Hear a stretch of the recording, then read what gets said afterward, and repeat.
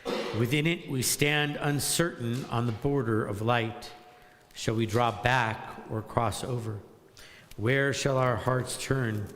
Shall we draw back, my brother, my sister, or cross over? This is the hour of change, and within it we stand quietly on the border of light. What lies before us? Shall we draw back, my brother, my sister, or cross over? El Chai V'Kayam Tamidim V'Chaleinu Le'olam Va'ed Baruch Atah Adonai Ha'ma'ariv Ha'ravim Lai lai lai lai lai lai lai lai lai lai lai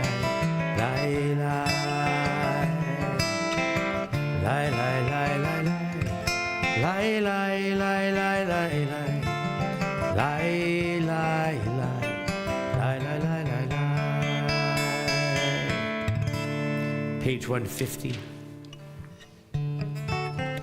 For the gift of Torah and all of its lessons, we say thank you, God, for loving us and giving us this beautiful and loving gift. Ahavat Olam Beit Yisrael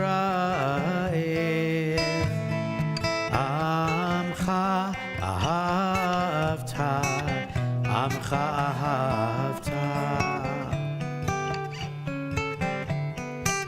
Torah u'mitzvot Ukim u'mishpati Otanu Otanu limadita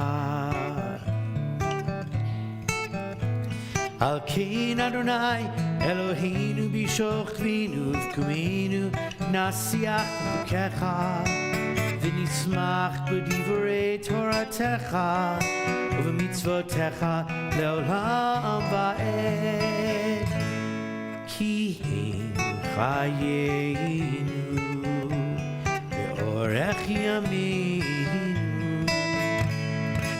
Uvahem nehege yomam v'layla Nehege yomam v'layla Ve'ahavatecha al tasir Minenu le'olami Baruch atah Adonai Ohev amo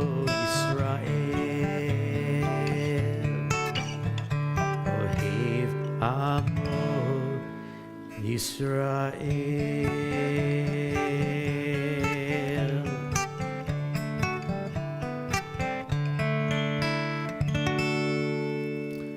We'll join together in the Shema, page 152 and 153.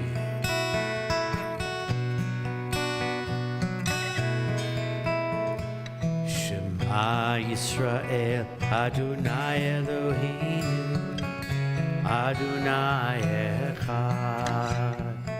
Shema Yisrael, Adonai Eloheinu, Adonai Echad. Shema Yisrael, Adonai Eloheinu, Adonai Echad. Shema Yisrael, Adonai Eloheinu, Adonai Echad. Baruch Shem Kivod, Malchuto, Le'olam Va'ed. Baruch Shem Kivod, Malchuto, Le'olam Va'ed. Shema Yisrael, Adonai Eloheinu, Adonai Echad. Shema Yisrael, Adonai Eloheinu, Adonai Echad. Ve'ahavta et Adonai Elohecha b'chol levavcha uv'chol nafshecha uv'chol me'odecha V'hayu hadvarim ha'ela asher anochi mitzavecha hayom alevavecha v'shinantam levanecha v'dibarta bam b'shivtecha b'veitecha uvlechtecha v'aderech uvshochbecha uvkumecha ukshartam leot al yadecha v'hayu the totafot be'heinecha uchtavtam al mezuzot beitecha uvish arecha leman tiskeruhu v'asitem et kol mitzotai v'yitem kedoshim le'elohechem ani Adonai Elohechem asher hotzeiti etchem me'eretz Mitzrayim le'ot lachem le'elohim ani Adonai Elohechem Adonai Elohechem emet. Page 156. All these things we hold to be true and trustworthy. That you are our God and we are your people Israel. You are our sovereign and our Savior, and there is none else. Emet ba'emunah, emet ba'emunah, emet ba'emunah, kol zot ve'kayam aleinu, emet ba'emunah, kol zot ki hu Adonai Eloheinu ve'ein zulato v'anachnu Yisrael Yisrael amo emet ba'emunah emet ba'emunah emet ba'emunah kol zot ve'kayam aleinu emet ba'emunah kol zot emet ba'emunah kol zot.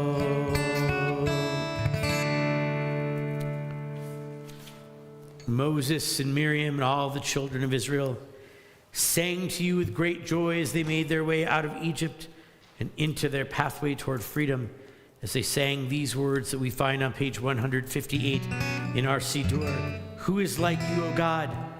None can free us in the way that you did.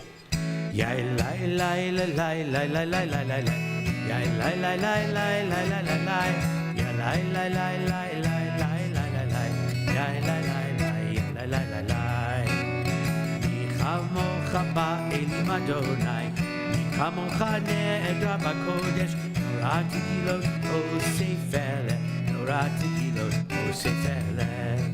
Malachutecha ra'uvanecha, ukeyam lifnei Moshe u'Miriam, ze Elianu ve'amenu, ze Elianu ve'amu. Adonai hilo ve'olam va'ed, Adonai hilo ve'olam va'ed. Yai lai lai lai lai lai lai lai lai lai, yai lai lai lai lai lai lai lai lai, yai lai lai lai lai, yai lai lai lai lai, yai lai lai lai, yai lai lai lai lai. V'ne'emar kifada Adonai et Yaakov, ugoalo miyad chazak mimenu. Baruch atah Adonai go'al Yisrael.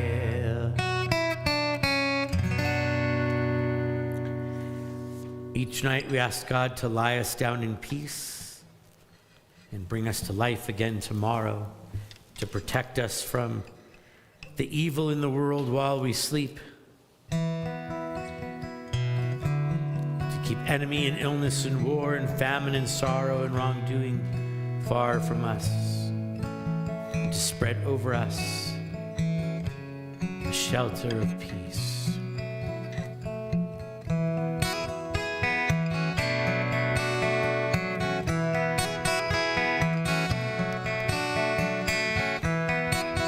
Hashkivenu Adonai Eloheinu Shalom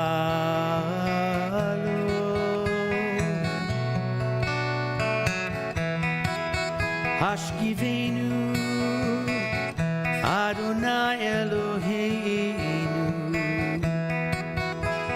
Shalom. Third line of the prayer. Ufros Aleinu Sukkot Shlomecha. Last three lines. Baruch atah Adonai Haporei Sukkot Shalom Aleinu ve'al kol amo Israel ve'al Yerushalayim.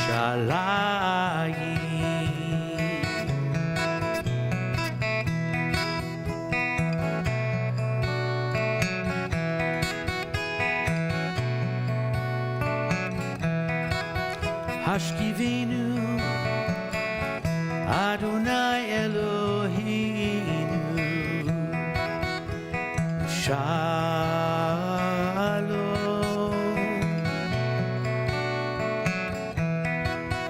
Hashkivenu Adonai Eloheinu Shalom.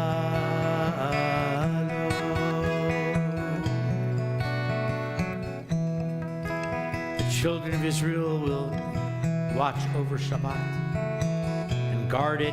God told us that it will be a sign between us and God for all ages to remind us that in 6 days God made the heavens and the earth.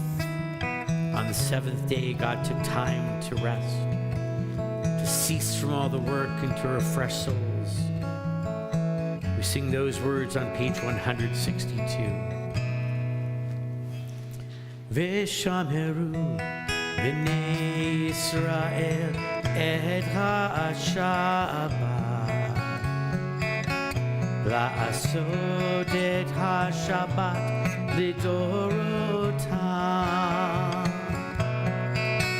berit olam yuvein b'nei Yisrael oti le'olam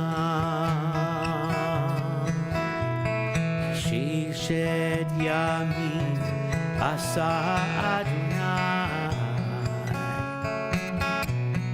et hashamayim ve'et haaretz ubiyom hashvi'i shavat shavat vayinafash shavat shavat vayinafash Shabbat, Shabbat vayinafash. Shabbat, Shabbat vayinafash.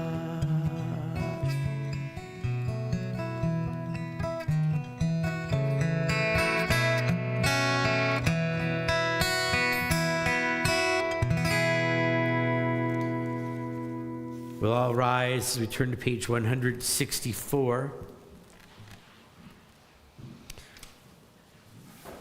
We'll sing the first few paragraphs of the Amidah together and take time for our own silent prayers through page 180 or 181. But we begin on page 164 with the Zimun, with this meditation from Psalm 51. Adonai sifatai tiftach ufi agid tehilatecha. Adonai, open up my lips, that my mouth may declare your praise. Baruch atah Adonai, Eloheinu, Elohei Avotenu Mimoteinu, Elohei Avraham, Elohei Yitzchak, Elohei Yaakov, Elohei Sarah, Elohei Rivka, Elohei Rachel, Elohei Leah, Ha'el Hagadol, Hagibor v'Hanora, El Elyon, Gomel Chasadim Tovim, V'konei HaKol, V'zocher Chaste Avot v'Imahot, Umevi Gula Livnei V'neihem, L'ma'an Shemo Be'ahava, Melech Ozer Moshia U'Magen, Baruch Atah Adonai, Magen Avraham, Be'ezrat Sarah, Atah Gibor Le'olam Adonai, Mechaye HaKol Atah Rav Lehoshia, Mashiv HaRuach, Umorid HaGashem, Mechalkel Chayim Bechesed, Mechaye HaKol Berachamim Rabim, Somech Noflim Verovei Chodim, Umatir Asurim, Umekayem Emunato, Lishenei Afar, Michamocha Baal Gevurot, Umido Melach, Melech Memit, Umechaye, Umatzmiach Yeshua, V'nema Natal Chayot HaKol, Baruch Atah Adonai, Mechaye HaKol, Atah Kadosh, Shimcha Kadosh, Ukedoshim B'chol Yom Yahalelucha Selah, Baruch Atah Adonai, Ha'el HaKadosh. We can do silently through page 180 or 181.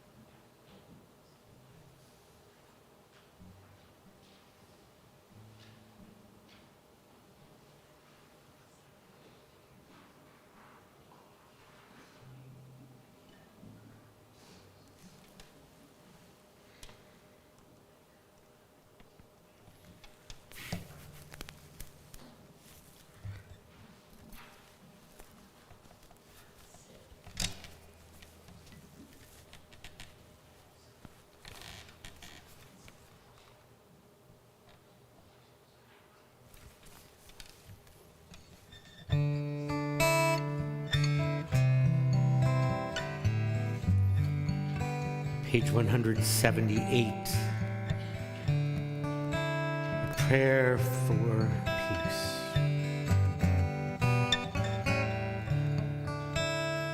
Shalom Rav al Yisrael Amcha Tasim Leolam. Shalom Rav al Yisrael Amcha Tasim Leolam. Ki ata hu melech Adon lecho hashalom. Ki ata hu melech Adon lecho hashalom. Shalom Rav al Yisrael Amcha Tasim Leolam. Shalom Rav al Yisrael Amcha Tasim Leolam. V'tov be'einecha livarech et Amcha Yisrael bechol עת ובכל שעה בשלומך. Shalom Rav al Yisrael Amcha Tasim Leolam. Shalom Rav al Yisrael Amcha Tasim Leolam. Tasim Leolam. Tasim Leolam. We think of those who are in need of healing. We ask God to bring refuah shlema, complete healing, to Rivka bat Pearl, Cindy bat Rivka, Paulette Fry, Dick Taxman, Kira Weiner, Sawyer Henderson, David ben Label, Tsuri Shaddai ben Sarah, Lori Wilthelm, Batsheva bat Sprinza, Rita Everett, Leandra Dickey, Zelda Profeta, Morris Profeta, Edie Finkelman, Saul Rothside, William Graziano, Rachel Potter, Eric Severson, Naomi Talia Batsara, Gnendel Batsima, Don Emmerich, Susan Schenk, Stanley Sachs, Reuven Ben Shlomo Mordechai Vitzipora, Shirley Hornbeck, Tommy Elledge, Dirk Wassner, Brantley Metz, Susan Mello, and Chaim David Ben Michael. If we have any other names for healing, we'll start on this side. Anybody? Mary Lamson. Thank you. Any others on that side? On this side of the room, any names for healing? Marlene Schwab. Thank you. Jeff Schwartz. Thanks. Page 371. We ask God to bring all of them complete healing, and may it come to all of them very quickly. Mi sheberach avoteinu mikor habracha leimoteinu. May the source of strength who bless the ones before us help us find the courage to make our lives a blessing, and let us say Amen.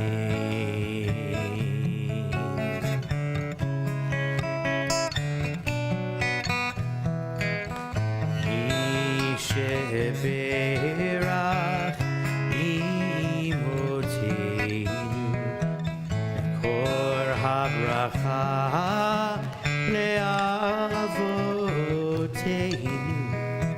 Bless those in need of healing with refuah shlema, the renewal of body, the renewal of spirit, and let us say Amen.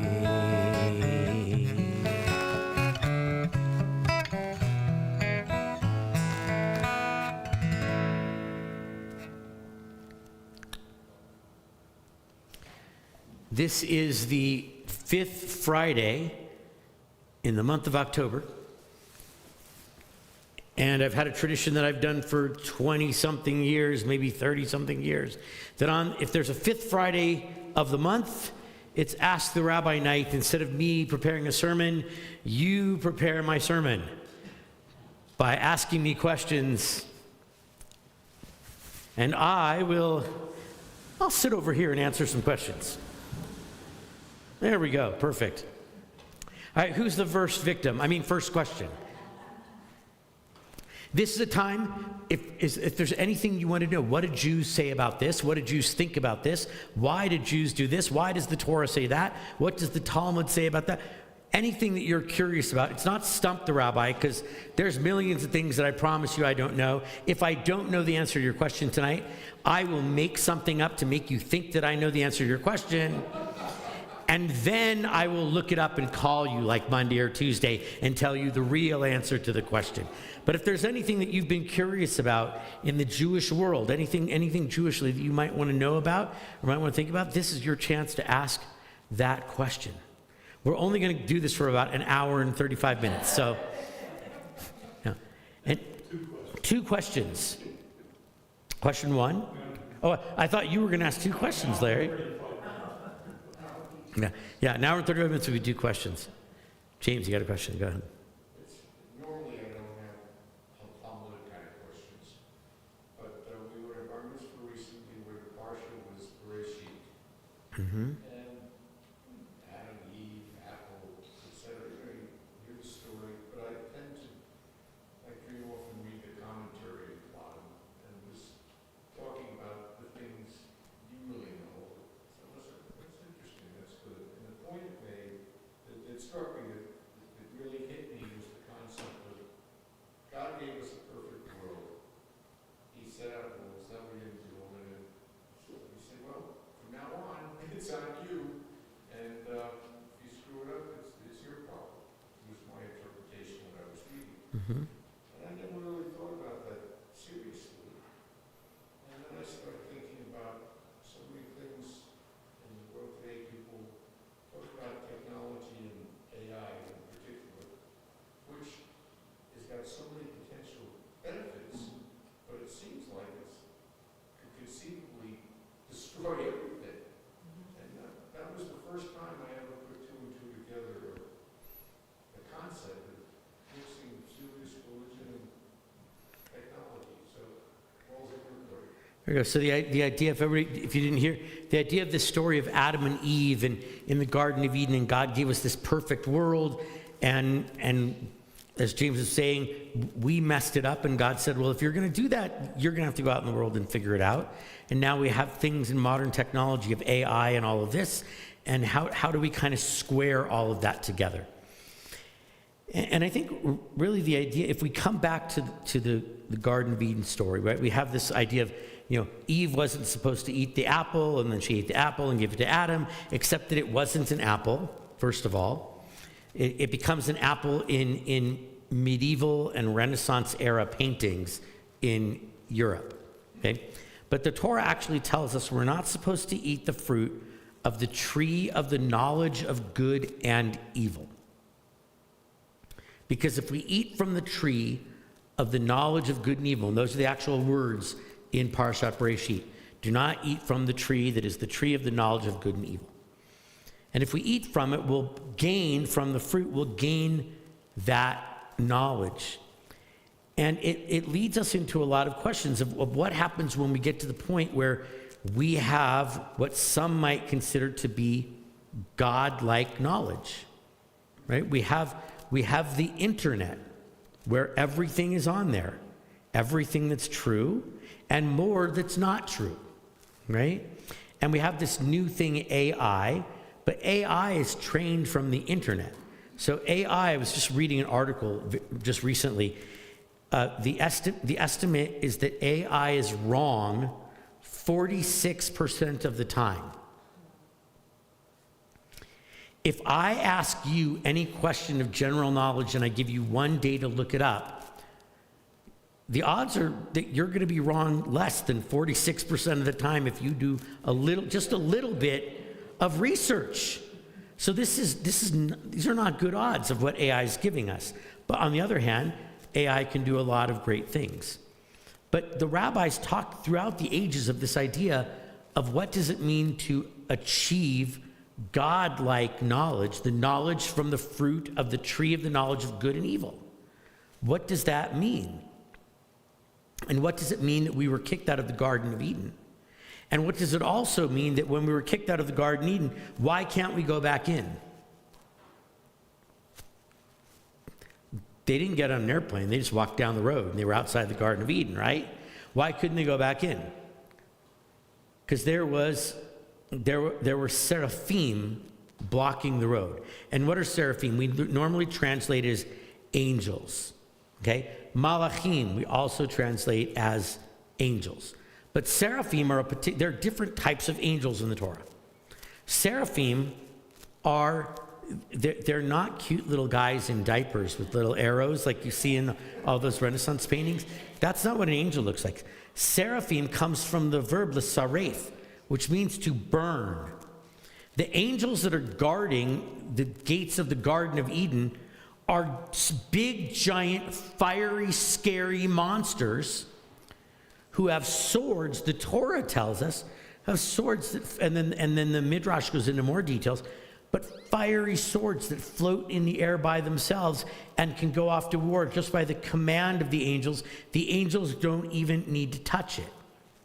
I don't know about you, but I'm happy to not go to the gates of the Garden of Eden because I don't want to face that. That sounds horrifying. But we had to go out into the world, and God says you have to till the soil. Women will have pain in childbirth, the Torah tells us, right? And then we go on through time, and God says that I give you the blessing and the curse. I give you life and death. Choose the blessing so that you'll have life in the book of Deuteronomy, right? Garden of Eden and Bereshit, we go to the end, book of Deuteronomy, choose life. So the Talmud has all kinds of discussions that talk about, the rabbis talking about what God meant by what it says in the Torah.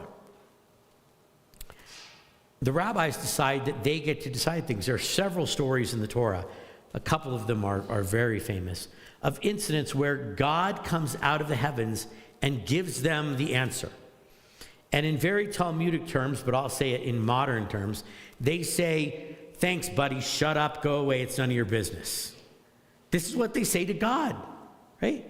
The famous quote comes out of God's actually telling us in the book of Deuteronomy, the words of the Torah are not far away from you. They're not across the ocean. Lo bashamayim hi. They're not up in the heavens. They're on your tongue. You know this stuff. And the rabbis throw it back into God's face, so to speak. In one section, it's a very, very long story, but God comes and gives the answer. And they say, Lo bashamayim hi. The answer is not in the heavens. The answer is the rabbis sitting around this table. God butt out.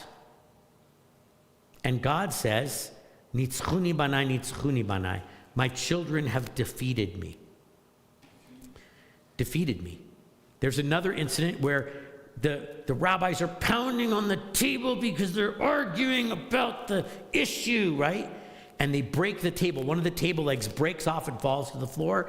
And God magically makes a golden table leg appear so that it won't break again like the wooden one. And they take the golden table leg and the rabbis say, what's this? Take it back. We don't need your help. We'll fix the table on our own. So does that come from the knowledge of good and evil that we argue back with God? I don't know. But it leads us to a question of, is there a point where we know too much? There was a rabbi, he died maybe, I don't know, I'm going to say 20 or 30 years ago, something like that. His name was Eliezer Weinberg. He was an ultra-Orthodox rabbi. He lived in Israel. He's known as the Tzitz Eliezer because that's the series of books that he wrote. He was not an MD, but his books are considered the Bible, so to speak. He'd get mad at me if I said it's the Bible, because the Bible is the Torah, right? And then Tanakh. But it's the Bible of Jewish medical ethics. This guy wrote, it's like 22 volumes on Jewish medical ethics. And you'd be shocked that this ultra-Orthodox guy, who's religiously obviously very conservative and politically mostly conservative, talks about the occasions when all Jews should be pro-choice. Interesting, from an ultra-Orthodox rabbi. But he says only in certain cases. He talks about organ donation. He talks about computer science being used. He died 20, 30 years ago, so he doesn't know about AI. But he talked about computer science being used to fix human bodies so that we live longer. And is that okay or is that not okay? And in most of the cases, he says that if it prolongs life, it's okay for us to use that knowledge. But what do we do when the knowledge can be used for bad things? What do we do when the knowledge creates an atomic bomb? What do we do when the knowledge creates biological weapons? What do we do with all of these things? And I think the message in this section of Bereshit of don't eat the fruit from the tree of the knowledge of good and evil is a warning to say that if we get to a place where we know too much, is there a line we're crossing? Clearly, God says there is a line because God kicked us out of the Garden of Eden. But it leads us today with an answer that I think is a difficult answer of where is that line? Where is the line where we know too much? We've mapped the human genome now. We're curing diseases that were incurable. I visited somebody in the hospital today. They had a surgery. They're going to go home tomorrow. 20 years ago, they would have spent a week in the hospital. They would have had a scar this long, and now they just have the little things from the laparoscopic surgery. So there's good that comes in this knowledge, but there's also evil that comes with this knowledge. And that idea of be very careful when you eat the fruit from the tree of the knowledge of good and evil, there's a lot of good to know. But the more good we know, it seems like there's more evil that we have to know as well. And how do we balance it? And I think the Garden of Eden story is really about asking us in our lives, how are we going to balance that knowledge and what we get out of it? And what's the answer to that? I think the answer changes every day because we know more about the good and we know more about the evil as well. But I think that story, it's not just a cute little story of two people running around in a garden wearing fig leaves. Like that looks good in a painting in a museum in Europe, right? But really, it's a very deep story. What are the implications of eating this fruit? We could think of our computer as being the piece of fruit, right? We devour all that's on our computer. And many people devour stuff that's not true. Most of the stuff on the internet's not true.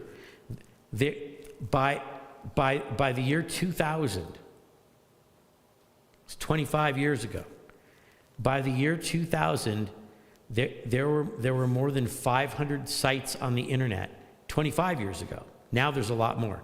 There were over 500 sites on the internet that proved that the Holocaust never happened. That was 25 years ago. Now there are thousands upon thousands upon thousands of sites that have that. And so I think this is really that section of Bereshit, that warning. Once we know enough, are we going to be responsible with what we know? And by kicking us out of the Garden of Eden, God gave us that challenge. Can you be responsible? You humans, can you be responsible with this great amount of knowledge? And I think the jury verdict today would say, I don't know. I wish the jury verdict would be, oh, absolutely yes. But I think the verdict is, I don't know. But it's a great lesson and a great discussion that comes out of there. Yeah. Thank you. I hope so. Other questions? Who wants to know something? Well, building on what you just said, which is really thought-provoking, all that incorrect information Yes. It feels like we are bombarded by false information. And to be able to sort the good, the evil, the truth from the fiction, how would the Torah respond to that? Because now it's conspiracies and terrible information. Right. So how does the Torah respond to this idea of this information that so much of it is false on the internet and frankly on television and et cetera, right? So a couple of thoughts come to mind. The first one is that as we analyze things in our lives, we had this great rabbi who lived about 1,000 years ago by the name of Maimonides. And Maimonides was maybe the greatest rabbinic thinker of all time. Certainly Maimonides thought that Maimonides was the greatest rabbinic thinker of all time. He did. He wrote a book called Moreh Nevuchim. Moreh Nevuchim, it means guide for the perplexed. And he gives all of these thoughts on the nature of life and the universe. It's a brilliant work. I have a Hebrew copy and an English copy in my office. He wrote it in Arabic, but because he lived in Egypt at the time, right? So he says, but the reason he says, I say he thought he was so great, the book begins. He says, this is a letter to my students. If you find anything in this book that you find that's incorrect in this book, it's not, you don't know enough to understand it. So you should go study more because I'm not wrong. And if you think I'm wrong, you don't know enough to know that I'm not wrong. That's the opening letter of this book. It's great. You have to laugh as you read it. But on the other hand, he was a brilliant scholar of Talmud, and he was a brilliant scholar of Torah. And he said that if we do things that we came to those conclusions through his words, not mine, mistakes or stupidity, as I said, his words, not mine, we shouldn't do them anymore. And so this is the first thought that comes to my mind is he says, as we're analyzing what we do in our lives and in our world, if we find out that we were wrong, we were stupid, in his words, we were incorrect, we should immediately change those things. Which flies in the face of a lot of Jewish tradition, because Jewish tradition says once we do it and it's been in for a couple of generations, we keep it. It's why if you look at an Orthodox Machzor, an Orthodox High Holiday Prayer book, it's way too long. It's got all these piyutim, all these religious poems that a rabbi wrote in 1652 and in 1483 and in the 1100s and in the 1700s, and we call them piyutim in Hebrew. We take them out in more liberal traditions, but there they don't. Nope, you can't get rid of it. It's why a lot of people keep the tradition of not eating kitniot, that you don't eat beans and rice. Sephardic Jews are right on that. Ashkenazi Jews are wrong on that, and I'm not wrong on that. But Maimonides' argument is used all the time in discussions of things. So that's number one. If we find out that we're doing things because of mistakes or because of stupidity, we should change them and do it the right way. So that's Maimonides' guidance if we're getting all of this information. The other thing is that there's a prayer we say on Saturday mornings that talks about the Torah. And it says, when we talk about the Torah, we say, Lahavin ul haskil. Lahavin means to understand, and lahaskil means to be enlightened. So we take the Torah, and we're supposed to understand it and be enlightened by it. But that verb to understand, lahavin, literally means to make differentiations. And so when we study something, we're supposed to actually differentiate between what is right and what is wrong, and what we should do and what we shouldn't do. And over the centuries, rabbis have talked about this, including, for instance, the early rabbis of the Reform movement. In 1831, 1832, and 1833, these German rabbis had these meetings in 3 different German cities. And they were going to reform Judaism. They weren't trying to create a movement called Reform Judaism. They were going to reform Judaism because we're in the 1830s, we're in the post-Enlightenment era, right? And they were German intellectuals who went to German universities, and therefore they were smarter than everybody in this room. Just ask them and they would tell you. And they were very sophisticated people, and they realized that we needed to connect Jewish tradition with modernity. And what they said when they created what eventually became the Reform movement is that we should make choices, but we should make informed choices. So I always laugh when people say to me, I don't keep kosher because I'm Reform. No, you broke the rules of Reform. Reform says you have to have informed choice. I do that because I'm Reform. Let me translate that into real English. I do it because I'm lazy and I don't want to think about it. The guys who actually started the movement said, be informed about what you're doing. Right? So these rabbis in the 1800s, and the ones who argued against them as well, who said, no, you can't change these things, the argument that both sides, the side that became Orthodoxy and the side that became Reform, they both said, no matter what argument you make, you have to become informed. And if they lived today, I think they would give us the same warning about the internet. They would say, what you're reading there, are you sure that's correct? Is there an opposite argument, and did you look at it? Because today, the opposite argument is you're wrong, right? If you're a right-wing person, you live in the echo chamber of right-wing news and right-wing internet. The reason you live there is because of algorithms that present that to you without you even knowing that. If you're a left-wing person, you live in the left-wing echo chamber of left-wing news organizations and left-wing information because the algorithms put you there, right? If you don't believe me, when you go home, look up something on the internet that you have never thought about before, right? I'll give you something. Look up gondolas in Switzerland. Really, look up gondolas in Switzerland. For the next month, all of your social media and all of the advertising on your computer will be about gondolas in Switzerland, Swiss travel agencies, Swiss Air. This is what it does. And so it brings us these things. So these rabbis of old would say, you need to investigate this. And this is what happened in the Talmud. We call it pilpul, is the Hebrew word for it. Pilpul. In English, you would spell it, I guess, P-I-L-P-U-L, pilpul. It means back and forth. If there's no back and forth, your information's probably not great information because there has to be two sides to every argument. And if you only get the one side of the argument, are you sure that that's the side that means something? This is why the Talmud preserves not only the decisions, but also the arguments.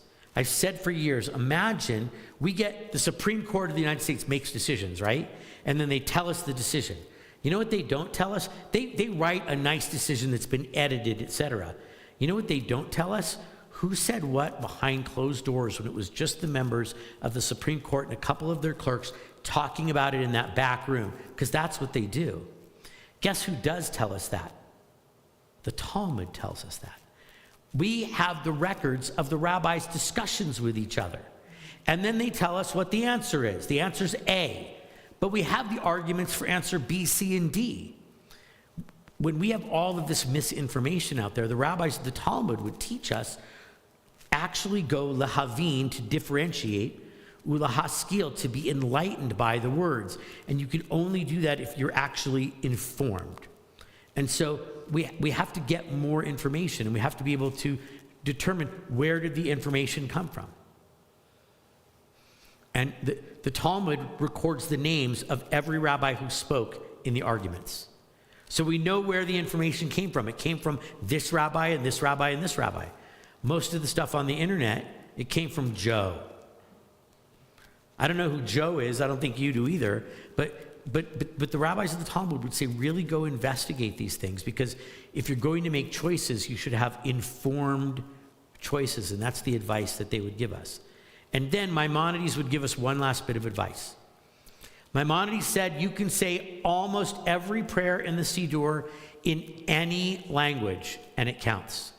You don't have to pray in Hebrew. In our Siddur, the only prayer that's required to be said in Hebrew is the priestly blessings. No other prayer in the prayer book is required, according to the Talmud. No other prayer in the prayer book is required to be done in Hebrew. But Maimonides interprets it and he says, that's correct. However, if you translate it into another language and say it in another language, you must have the translation done by somebody who actually knows the essence of the Hebrew and can translate it in a way that is correct. So Maimonides would say, go to the sources. Was your source correct? And you need to investigate that. So that's really the Jewish answer to what do we do with all this misinformation that's out there. The Jewish answer is investigate the sources. Where did it come from? And are they reliable sources? Because Maimonides said it's only reliable translation of the prayers in the prayer book if you know who the source of the translation is. So that's why we should probably stay with the Hebrew.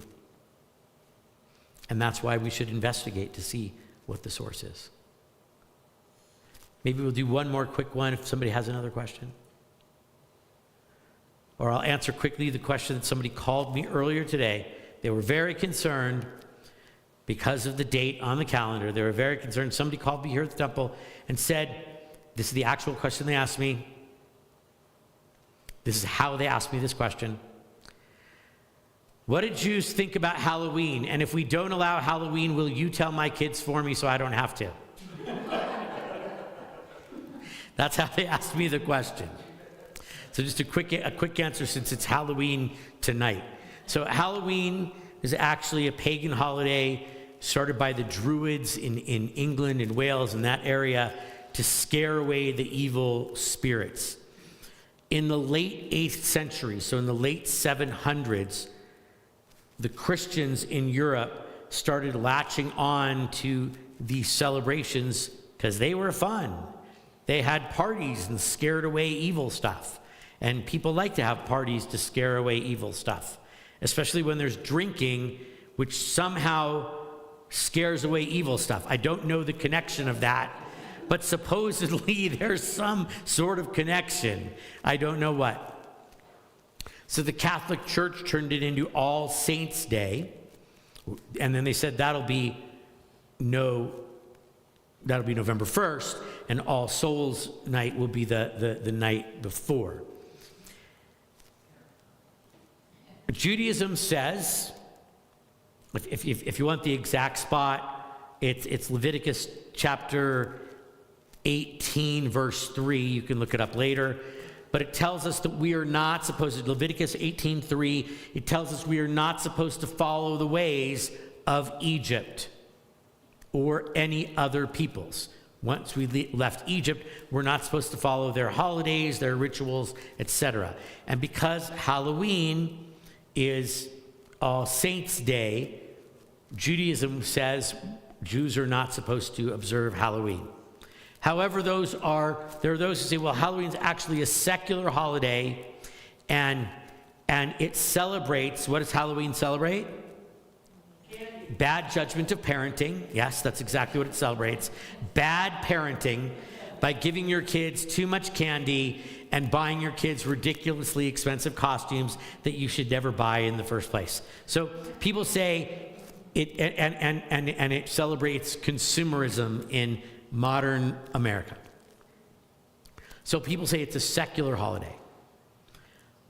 The Orthodox world argues and says, maybe it's secular today, but its origins are not, and the holiday can't lose its origins.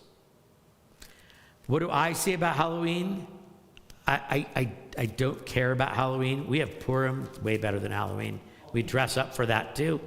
I don't care about Halloween. It's irrelevant to me. I try not to run over the children in my neighborhood when I go home that night. So far, I'm 100% successful. But the one thing about Halloween for me in the Jewish world is this, and I made this decision many years ago as a Jewish education director. I always close my religious school on Halloween if it meets on Halloween. There are Jewish educators who say we are sending the wrong message to our children because we should teach them that we don't observe Halloween and there should be religious school on Halloween.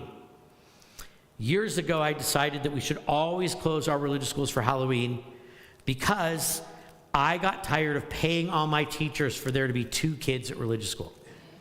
It seemed like we were wasting our money because the families voted and said, we're not coming. And I was still paying my teachers. And so I said, we won't meet on Halloween. And, but I don't say we're closed for Halloween because I refuse to close for Halloween like all those other Jewish educators. So if Halloween is on a Sunday or a Tuesday here at Temple Shalom, I say that we're closing the school for an administrative holiday. We're closing for Halloween, but it makes me feel better that I said we're closing on an administrative holiday. So yeah, Judaism says no to Halloween. Judaism also says no to Thanksgiving, by the way, in the Orthodox world. We had a very famous, there's a very famous rabbi in the late 1900s who wrote about that we can't celebrate Thanksgiving, but he would give permission to celebrate because it's a religious holiday in America, even though it's a nationalist holiday, really, sort of, but it kind of started from religion, although there's those who argue that it actually was modeled after Sukkot, which would be very Jewish. But he said, you can celebrate, Moshe Feinstein is his name, by the way, and he writes about it in his book called Igret Moshe, The Letters of Moses, Moshe Feinstein, and he says, the only way that it's okay, and I won't discuss the logic of it, it'll take me 20 minutes to tell you. The only way Jews can celebrate Thanksgiving in America is if you don't make it a regular practice. How do you not make it a regular practice? Here's the short answer. 1, don't do it every year, skip a year here and there, or change up the menu. He says, if you always serve the same thing, that's a regular practice, you can't do it. So somebody said to him, so don't serve turkey every year? He said, correct. He said, 1 year serve fish. And they said, he lived in America and he also lived in Israel. And they said, why should they serve fish? And he said, because, he said, I may not be a student of American history, but clearly I'm more of a student of American history than you are. The Pilgrims didn't eat turkeys. Right? It's true. The Pilgrims never ate turkey. What did the Pilgrims eat? If you read the letters of the Pilgrims, they ate fish and eel. That's really true. You read the letters of the... So he said, okay, I'll let you do this Thanksgiving thing so long as you don't do it every year. You have to skip it every once in a while. And in some years, don't eat a turkey. And then he went on for like 20 more pages with his answer. But... So Halloween and Thanksgiving, not really Jewish holidays. Do Jews do things on these holidays? They do. I observe Halloween by shutting all my windows and turning off all my lights so that nobody comes to my house. And I don't buy any candy because it's all bad for you. Do you celebrate Thanksgiving? Do I? Only every other year when I serve eel. No, it's not. I will tell you, last year, I actually followed his advice, not intentionally, but last year for Thanksgiving, I had chicken tamales. So very traditional Thanksgiving food. But it was better than the turkey. Anyway, we'll bring our service to a close with our last few prayers. Aleinu, page 586. We'll all rise. Aleinu l'shabeach l'adon hakol, l'ateit gedula l'yotzeh b'reishit, shelo asanu kugei ha'aratzot, v'lo samanu k'mishpachot ha'adama, shelo sam chelkeinu kahem, v'gor aleinu k'chol hamonam, v'anachnu korim, umishtachavim umodim, lifnei melech Malchei Hamlachim, HaKadosh Baruch Hu. Shehu note shamayim veyoser haaretz, u'moshav yikaro b'shamayim ima'al, u'shchina tuzo, v'govei meromim, hu Eloheinu einod, emet malkeinu efesulato, Kagatu b'torato, v'yadata hayom v'hashevota elevavecha, ki Adonai hua Elohim, b'shamayim ima'al, ve'al ha'aretz, mitachat einod. Page 590. V'ne'emar v'ya Adonai lemelech al kol haaretz bayom hahu yeh Adonai echad u'shemo echad u'shemo echad. We can be seated. Page 598. In our yard sites this week, we recall the memories of Ella Dumont, Bella Mishan, Ann Batchelder, Sam Kaufman, Charles Lipsher, Stanley Newman, Herman Bloom, Betty Clayman, Betty Levenstein, Barbara Nash, Sam Byer, Sidney Diamond, Minnie Fleischer, Morris Mussman, Minnie Schweller, Mandel Silver, Rosalind Weinberg, Barbara Stewart, Herbert Lissner, Margaret Vogel, Rosalie Roslin, Milton Brodsky, Moses Ginsburg, Alexander Weiss, Mayor Simon, Edwin Allen, Edward Saravis, Fred Hare,